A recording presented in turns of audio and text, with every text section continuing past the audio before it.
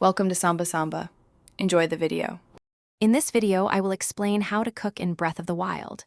First, you'll need to gather various ingredients found throughout Hyrule, from fruits and vegetables to monster parts. Once you have your desired items, locate a cooking pot, often found in villages or near stables. Hold up to 5 ingredients in your hand, then simply drop them into the pot. A short jingle will play, and your delicious new dish will be ready to enjoy, restoring your health and providing helpful buffs. Different ingredient combinations yield unique results.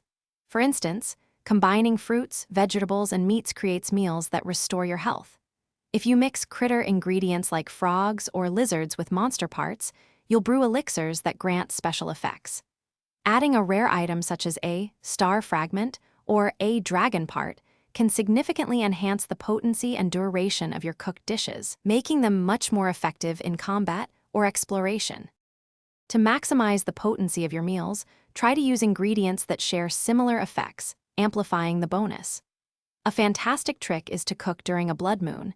This guarantees a critical success, boosting your dish's effects even further.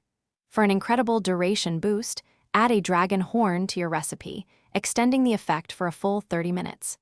Experiment with 5 of the same ingredient for incredibly powerful, single-effect dishes.